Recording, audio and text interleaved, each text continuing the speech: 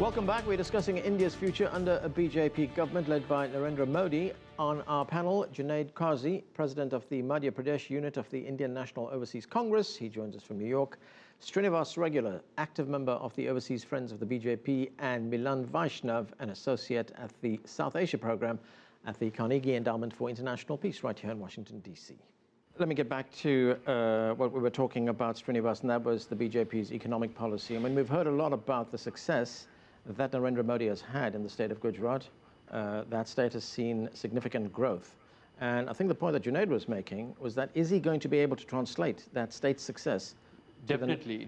nationally? Yeah, definitely, because as Junaid said, it's not about Gujarat, but BJP's policy is inclusive. We'll take everyone together with the progress of India, not a few people, not a few people in the cabinet or a few people of your allies.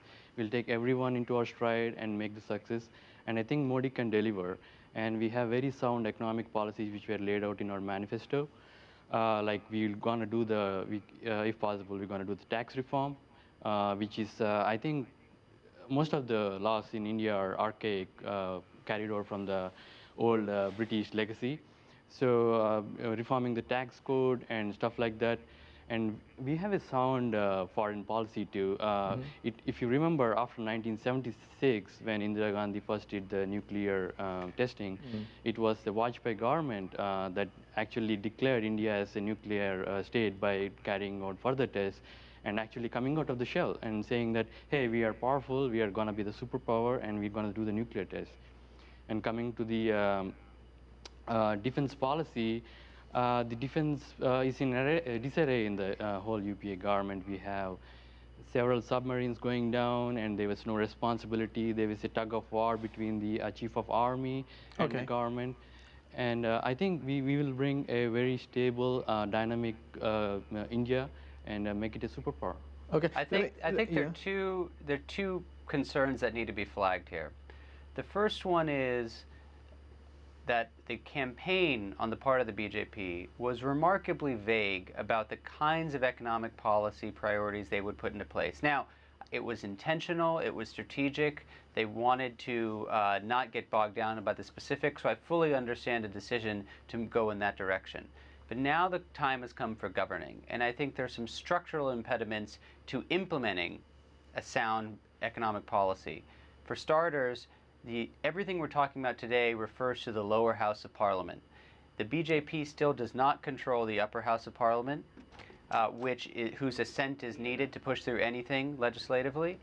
Increasingly, India is governed through its states, not through Delhi.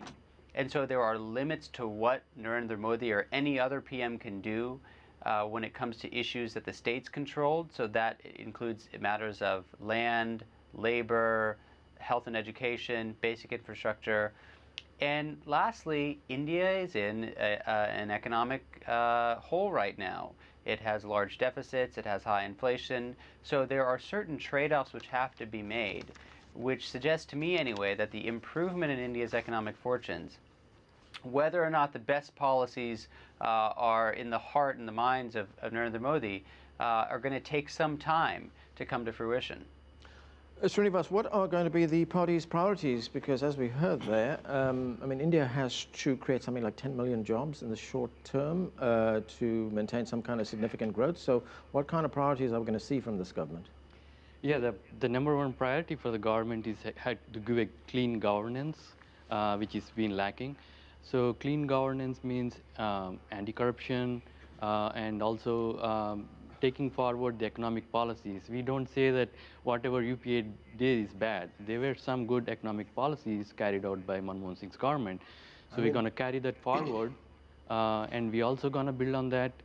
And as my colleague said, it's not a day one that we're going to create this many jobs and everyone is going to employ. It's going to be a process where we're going to create more employment in agriculture sector or IT sector. We're going to improve the transportation. If you recall, the Golden Quadrilateral project was first brought in Vajpayee's government, not in the 50 or 60 years of Congress rule.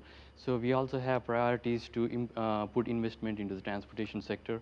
All right, let me go to Junaid for his response to this. Junaid, I mean, one of the things we heard there was that one of the reasons Congress lost so badly was because of corruption. Look at this, Anand. For the corruption, Congress is the one who bring RTI. No other government even thought about it. What is RTI? Sorry, explain that. RTI, right to information. Right. Right to information is that you can get any information in 10 rupees form, any information you want to collect from any corruption, you will get the answer. Then you have the Lokpal bill. Congress bring that. Now, my colleague is saying, Srinivas is saying that, the good governance, and you are giving the model of Gujarat as a good governance. So then I have concern about the country, or especially my country. When you're talking about the good governance, where's no Loka Yukt, then Amit Shah is convicted, or he has 5 cases against him, including murder, including extortion, and he is the minister of his panel or his cabinet. So if that governance will be in India, that's a really question mark. Yeah, my colleague Junaid has to get updates on the facts. Yeah, all the cases against Amit Shah has been ruled out. Okay, we don't want to get too much. We don't want to get bogged down in that. Let me look at some other aspect of this election here. We saw a voter turnout of just over 66%. That's a record for India. Milan, I'm going to ask you for your response on this very quickly because I believe we're going to lose you very quickly. What does that tell you? I think it tells us a couple of things. One is that the people of India, its 815 million voters, recognize that the stakes were really high this election.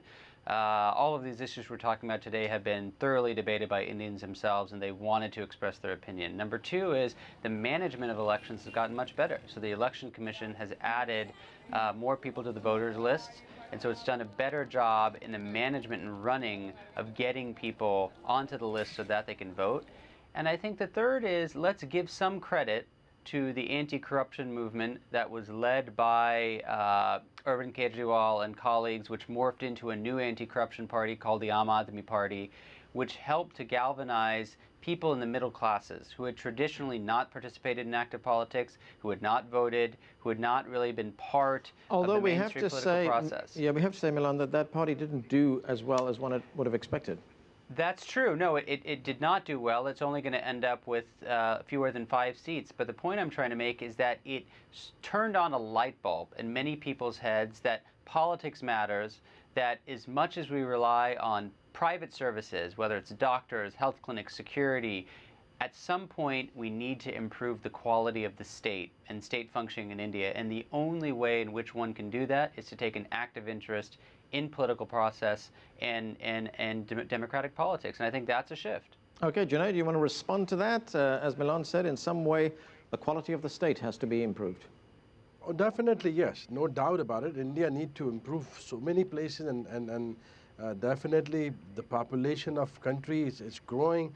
We need the jobs. We need the stable government. We need the politician to serve the country in a right manner. The corruption should be finished. But the thing is, this is only on the saying thing, but we need the doer who could do for the country, not a people who can give the dream to the people who are completely innocent, and then giving the dream that I will make sure I'll create 10 crores of the jobs, and I'll give you that and this and that, and end of the day, everybody will suffer. So I really want to see how Mr. Modi will run this country without any problem. Srinivas, the other thing that we're hearing about a lot is the youth vote in this election. I mean, what role did young people play in the BJP's victory? Yeah, I was going to go to that point, actually. Great you asked that question. The young voters, which are like 18 to 25, first-time voters, they have come out in hordes for this election. And we, in our internal analysis, we think they overwhelmingly voted for BJP because they thought that they're vexed with the policies and they wanted a change, and they saw a dream which they think will come true through Modi.